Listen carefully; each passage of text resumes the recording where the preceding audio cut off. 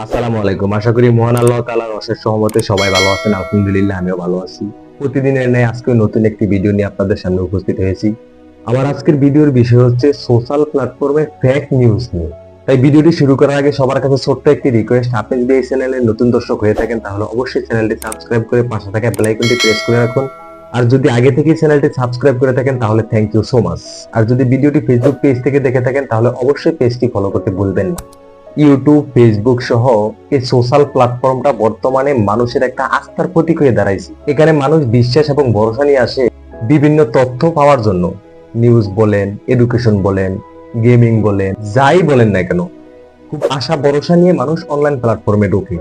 সবাই কম বেশ অনলাইন প্ল্যাটফর্মের প্রতি ধাবিত, কারণ এটার প্রতি মানুষের একটা আস্থা, একটা বিশ্বাস, একটা ভরসা তৈরি হয়ে গেছে। জানেন, ওই নিউজটা এমন হয় এখানে সার্চ দিলে পাবো, ওই খবরটা এখানে সার্চ দিলে পাবো।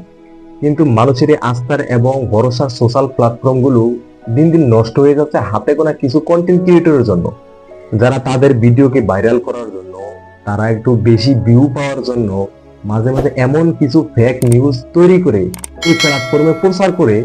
আসলে এগুলো কখনোই একজন কন্টেন্ট ক্রিয়েটর হিসেবে ঠিক নয়। কারণ ইউটিউব বলেন, ফেসবুক বলেন, টিকটক বলেন, এক কথায় অনলাইন সোশ্যাল প্ল্যাটফর্ম গুলো তৈরি করছে কিন্তু তারা আমাদের উপকারের স্বার্থে, দেশের স্বার্থে, মানুষের উপকারের স্বার্থে।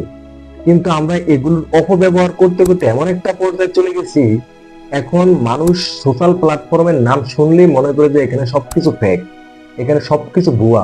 কিন্তু সবাই তো এখানে ভুয়া ভিডিও বানায় না, সবাই এখানে খারাপ কন্টেন্ট তৈরি করে না, সবাই এখানে ফেক নিউজ প্রচার করে না।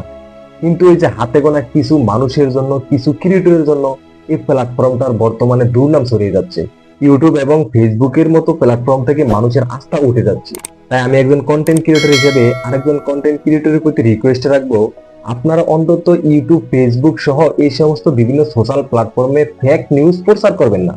কারণ মানুষ এখানে বড় আশা করে আসে সত্য তথ্য পাওয়ার জন্য, সঠিক খবর পাওয়ার জন্য, সঠিক নিউজ পাওয়ার জন্য, বা সঠিক এডুকেশন পাওয়ার জন্য, বা সঠিক বিনোদন পাওয়ার জন্য, বা সুস্থ বিনোদন পাওয়ার জন্য।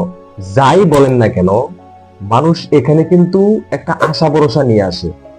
যখন আপনি একটা ভুল নিউজ এখানে প্রচার করবেন, আপনি একটা ভুল তথ্য এখানে প্রচার করবেন, তখন কিছু কিছু মানুষ এই ভুলটাকে সত্য ভেবে ফেলবে। তখন এই ভুল প্রচারটা, এই ভুল চিন্তা ভাবনা, ভুল জ্ঞানটা মানুষের মস্তিষ্কে ঢুকে যাবে। তাই সবার প্রতি রিকোয়েস্ট থাকবে, আমরা যারা কন্টেন্ট ক্রিয়েটর আছি তারা সবসময় চেষ্টা করব এই সোশ্যাল প্ল্যাটফর্মটা যেন মানুষের আস্থার প্রতীক হিসাবে থাকে। এখানে কখনো আমরা ফেক কোনো নিউজ প্রচার করব না, ফেক কোনো এডুকেশন এখানে প্রচার করব না, নোংরামি, অশ্লীলতা, সস্তা কন্টেন্ট কখনো আমরা এখানে প্রচার করব না। কারণ এই সোশ্যাল প্ল্যাটফর্মে প্রতিনিয়তই নিত্য নতুন ইউজাররা আসে, নতুন নতুন মানুষ এখানে আসে যারা এই সোশ্যাল প্ল্যাটফর্মের সম্পর্কে ধারণা নেই।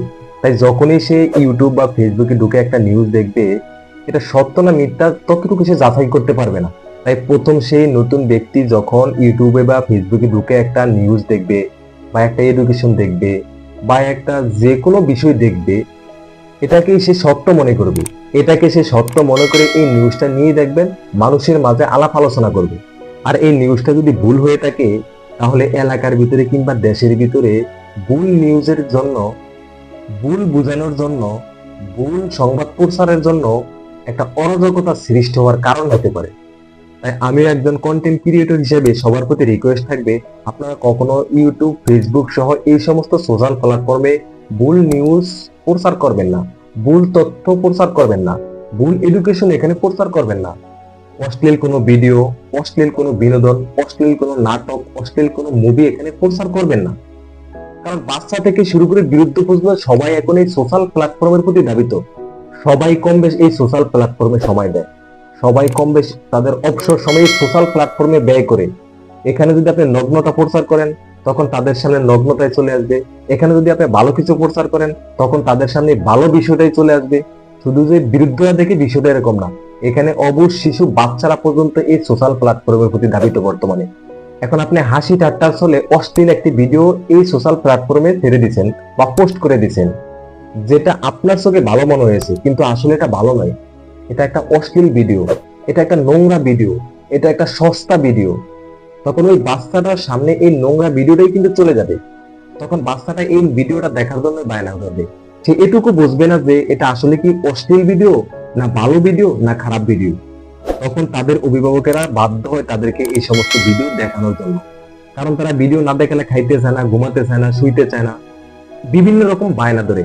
তাদের বায়না ভাঙানোর জন্য হলেও তাদেরকে এই সমস্ত ভিডিও তাদের দেখাইতে হয়। তাই সর্বশেষ আবারও বলছি, কেউ কখনো ইউটিউব, ফেসবুক সহ এই সমস্ত সোশ্যাল প্ল্যাটফর্মে ফেক নিউজ প্রচার করবেন না।